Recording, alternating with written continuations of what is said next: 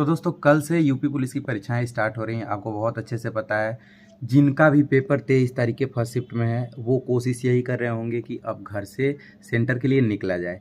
घर से सेंटर के लिए निकलने के लिए इम्पॉर्टेंट ये है कि आपके पास कौन कौन से डॉक्यूमेंट ऐसे होने चाहिए जिसको लेके अगर आप सेंटर पे पहुंचते हैं तो आप एग्ज़ाम दे सकते हैं। तो बेसिक बेसिक चीज़ें पहले जान लेते हैं, उसके बाद चीज़ें आगे भी बहुत अच्छे तरीके से जानने की कोशिश करेंगे।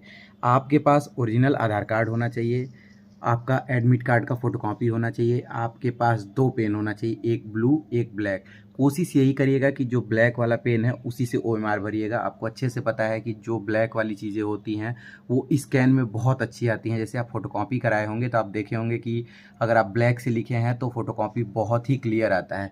और दुकान पे जाइएगा तो ये कहिएगा कि भैया हमें ओएमआर भरने वाला पेन दे दीजिए। वो 10 रुपये का देगा, या तो रिनॉल्ट का मिल जाएगा या रोरीटो का मिल जाएगा।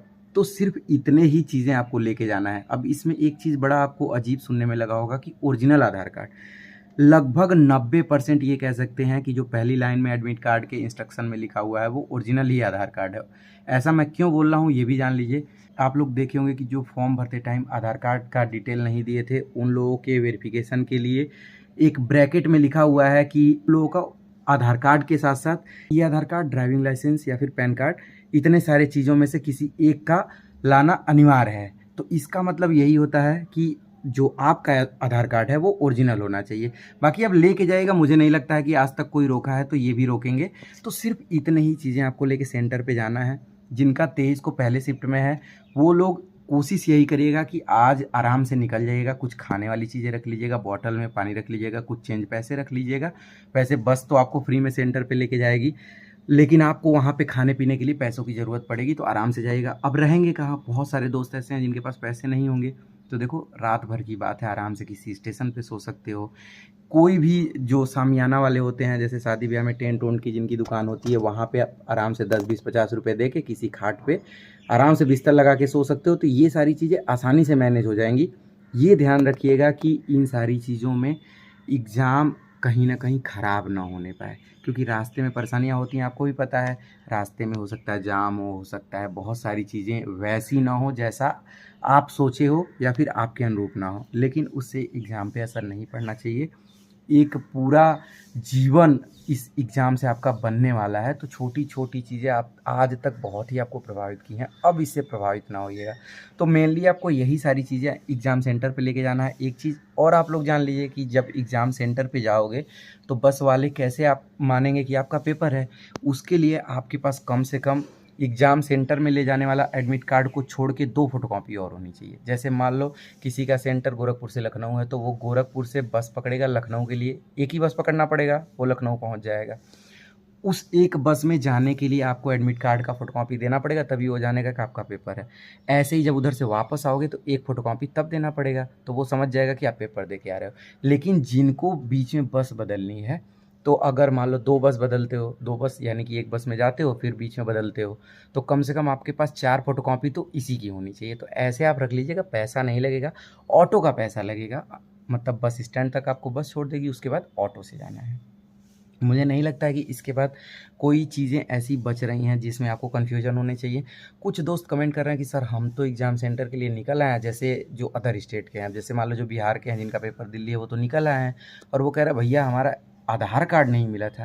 तो देखो इतनी बड़ी गलती तो नहीं करना चाहिए। एडमिट कार्ड आप निकाले हो, एडमिट कार्ड पे पहले ही लाइन में लिखा हुआ है कि आधार कार्ड मैंडेटरी है। हाँ इतना है कन्फ्यूज़न क्लियर, हाँ इतना है थोड़ा सा कन्फ्यूज़न है 1-8% का कि ओरिजिनल आधार कार्ड और ई आधार कार्ड में क्या सीन है। लेकिन अगर आपके पास है तो ओरिजिनल ही लेके जाइएगा।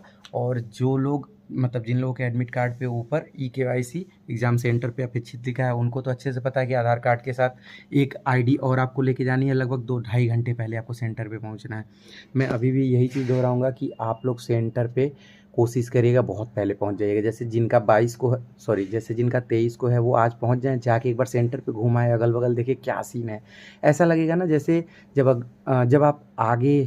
जब आप अगले दिन पेपर दोगे तो आपको ऐसा लगेगा ना जैसे ये जगह कितनी फ्रेंडली है, इसको मैं कितने अच्छे से जानता हूँ।